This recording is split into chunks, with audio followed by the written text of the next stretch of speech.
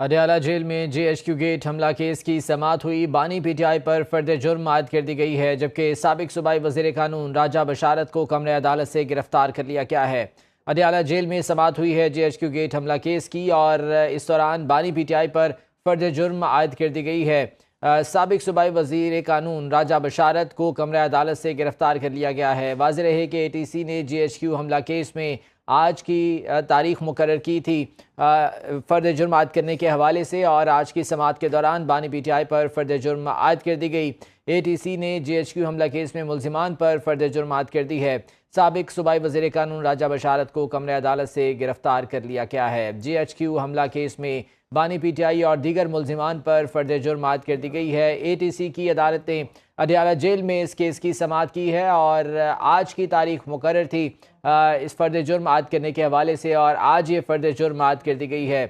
جس کے بعد سابق صوبائی وزیر قانون راجہ بشارت کو کمرہ عدالت سے گرفتار بھی کر لیا گیا ہے۔ آپ کو بتائیں کہ اڈیالہ جیل میں جے ایچ کیو گیٹ حملہ کیس کی سماعت ہوئی ہے۔ 5 دسمبر کی تاریخ مقرر کی گئی تھی۔ فرد جرم عائد کرنے کے حوالے سے بانی پی ٹی آئی پر فرد جرم عائد کر دی گئی۔ اے ٹی سی نے جے ایچ کیو حملہ کیس میں دیگر ملزمان پر بھی فرد جرم عائد کر دی ہے، اور اس کے بعد سابق صوبائی وزیر قانون راجہ بشارت کو کمرہ عدالت سے گرفتار بھی کر لیا گیا ہے۔ مزید کارروائی بھی اس سلسلے میں اب کی جا رہی ہے۔ جے ایچ کیو گیٹ حملہ کیس ہے جس میں گزشتہ سماعت پر بھی فرد جرم عائد نہیں ہو سکی تھی، اور اس کے بعد 5 دسمبر کی تاریخ مقرر کی گئی تھی۔ دیگر ملزمان پر بھی فرد جرم عائد کر دی گئی ہے۔ بانی پی ٹی آئی سمیت دیگر جو ملزمان اس کیس میں نامزد ہیں، سب پر فرد جرم آج کی سماعت میں عائد کر دی گئی ہے، جس کے بعد صوبائی وزیر قانون راجہ بشارت کو کمرہ عدالت سے گرفتار بھی کر لیا گیا ہے۔ اڈیالہ جیل میں سماعت ہوئی ہے۔ اے ٹی سی نے یہ سماعت کی ہے۔ بانی پی ٹی آئی سمیت دیگر ملزمان جو کہ اس کیس میں نامزد تھے، سب پر فرد جرم عائد کر دی گئی۔ صداقت علی ہمارے ساتھ موجود ہیں، تفصیلات ان سے جان لیتے ہیں۔ صداقت، بتائے گا اس کیس کے حوالے سے فرد جرم تمام ملزمان پر عائد کر دی گئی ہے؟ جی، 9 مئی جے ایچ کیو گیٹ حملہ کیس میں آج انسداد دہشت گردی کی خصوصی عدالت کے جج امجد علی شاہ نے اڈیالہ جیل میں کیس کی سماعت کی ہے۔ دوران سماعت بانی پی ٹی آئی اور دیگر ملزمان کی جانب سے دہشت گردی کی دفعہ 23 اے ٹی اے کی جو درخواست تھی اس پر سماعت ہوئی، جس پر عدالت نے فیصلہ محفوظ کر لیا۔ بعد ازاں عدالت نے وہ درخواست پر پراسیکیوشن کی دلائل سننے کے بعد خارج کر دی، اور جو عدالت میں حاضر ملزمان تھے، جن میں بانی P T I Sheikh Rashid, شیخ راشد شفیق، زرتاج گل، صداقت عباسی، واسق قیوم عباسی، محمد بشارت راجہ، ان پر عمر ایوب، ان پر فرد جرم جو ہے وہ عدالت نے عائد کر دی ہے، اور راجہ بشارت کو جو ہے وہ کمرہ عدالت سے گرفتار کر کے اڈیالہ چوکی منتقل کر دیا گیا ہے، اور جو ملزمان عدالت میں آج حاضر نہیں تھے ان پر 10 دسمبر کو جو ہے وہ عدالت فرد جرم عائد کرے گی۔ ٹھیک ہے جی صداقت، آپ ساتھ ہی موجود رہیے گا۔ بیورو چیف کامران خان ہمارے ساتھ موجود ہیں، ان سے بھی اس حوالے سے بات کر لیتے ہیں۔ Kamran, G H Q gate حملہ کیس ہے، اس کی ہم نے دیکھا تھا کہ فرد جرم عائد کرنے کی کارروائی گزشتہ سماعتوں پر مؤخر کی جاتی رہی ہے، لیکن آج بالآخر فرد جرم عائد کر دی گئی ہے۔ اب تک کی کیا پیش رفت ہے؟ جی بالکل، دیکھیے یہ 9 مئی سے متعلق کیس ہے، جس میں پی ٹی آئی کے جو سینٹرل لیڈرشپ ہے وہ اور اہم کارکنان جو تھے وہ اس میں ملوث تھے۔ ان کے خلاف یہ کیس جو ہے اینٹی ٹیررزم کورٹ میں چل رہا تھا، اور اس سے پہلے اس کی یہ سماعتیں جو تھے، آج یہ پہلی سماعت ہے جو کہ اڈیالہ جیل میں ہوئی ہے۔ اس سے پہلے اس کی تمام سماعتیں جو ہیں وہ جو انسداد دہشت گردی کی عدالت تھی وہاں پر راولپنڈی میں ہی ہوتی رہی ہے، وہاں پر یہ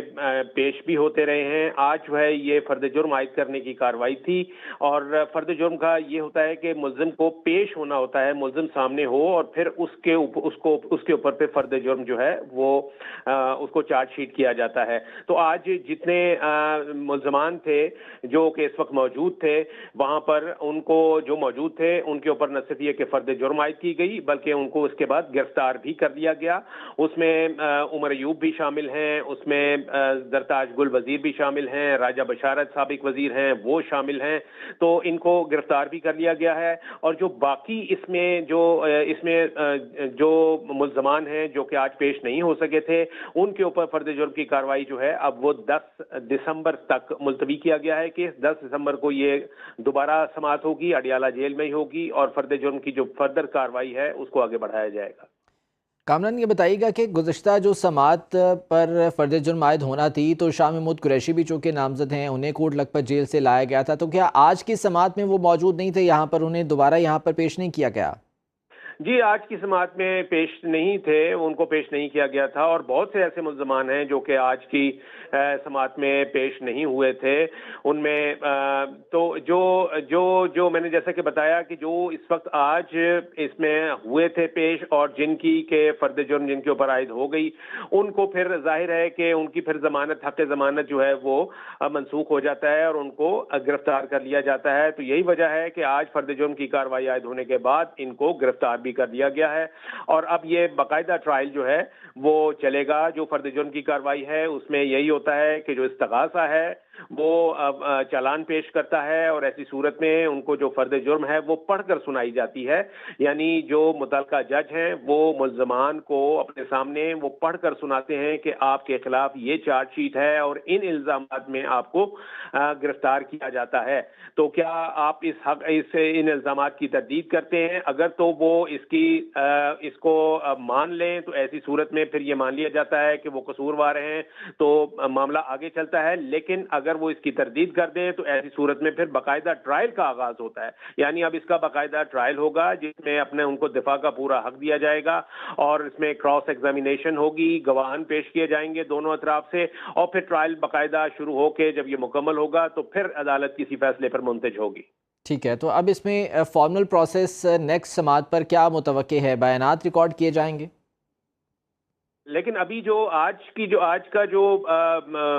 جو کاروائی تھی اس میں یہ کہا گیا ہے کہ چونکہ فرد جرم کی کاروائی ابھی صرف چند ملزمان ہیں جن کے اوپر یہ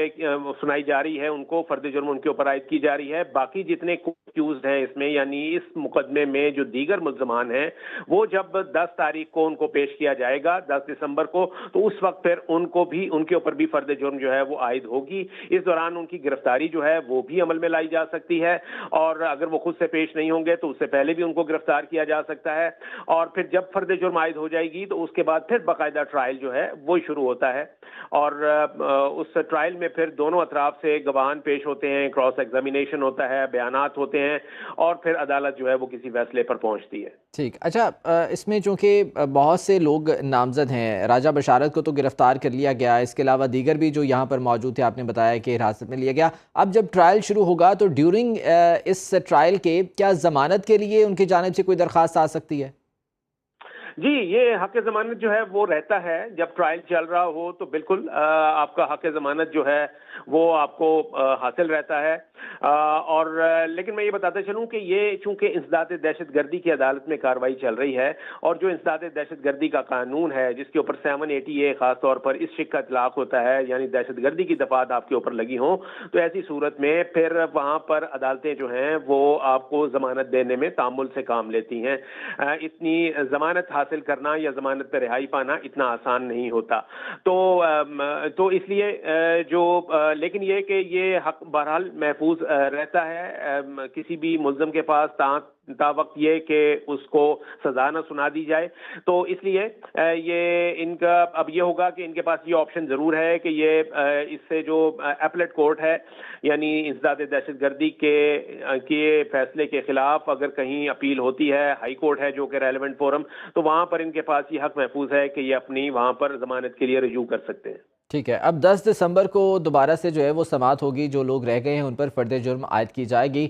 کل کتنے افراد جو ہے وہ نامزد تھے، ملزمان تھے اس کیس میں؟ جی دیکھیے، اس میں تقریباً اس میں سلسلہ جو ہے، یعنی یہ والا جو معاملہ ہے اس کے اوپر تقریباً کوئی 26 کے قریب کہا جا رہا تھا کہ یہ ملزمان ہیں، اور کچھ اس میں ایگزیکٹ فگر اس لیے نہیں ہے کہ کچھ دیگر کا لفظ جو ہے وہ بھی FIR میں موجود ہے، یعنی اس میں کچھ تو نامینیٹڈ ہیں جن کو کہ نام کے ساتھ جو ہے وہ ان کو اس FIR میں نامینیٹ کیا گیا تھا، اور کچھ کو جو لوگ مفرور ہو گئے تھے، جو فرار ہو گئے تھے وہاں سے، ان کے لیے پھر FIR میں دیگر کا لفظ استعمال ہوتا ہے۔ ایسی صورت میں پولیس جب انکوائری کرتی ہے، انویسٹیگیشن کرتی ہے، تو وہ ان دیگر افراد کا بھی جب ان کو سراغ ملتا ہے تو وہ ان کو کسی بھی اسٹیج پر پکڑ کر اس مقدمے میں شامل کر سکتی ہے، اس مقدمے میں ان کو چالان کر سکتی ہے۔ تو ये तकरीबन इब्तदाई तौर पर यह कहा जा रहा है कि 60 के करीब ऐसे मुल्जमान थे, 60 मुल्जमान ऐसे थे जो कि बाय नेम नॉमिनेटेड थे इसमें, जिनको के नाम के साथ इसमें इनको मुल्जिम बनाया गया था, वो हैं। और जबकि 60 से इनकी तादाद इसलिए भी ज्यादा हो सकती है, जैसे कि मैंने पहले बताया कि ये इसमें दीगर जो अफराद हैं वो भी शामिल हैं जो कि अभी तक मफरूर हैं। ठीक है, और ये जिन लोगों को अभी हिरासत में लिया गया है, ये जुडिशल कस्टडी में रहेंगे? नहीं, ये देखिए, ये इसको जब आप अरेस्ट करते हैं तो वो पुलिस के पास जाते हैं, क्योंकि अभी ये चल रहा है इनका, जाहिर है कि इनका जो रिमांड है, पुलिस की इंक्वायरी जो है वो भी अभी चल रही है।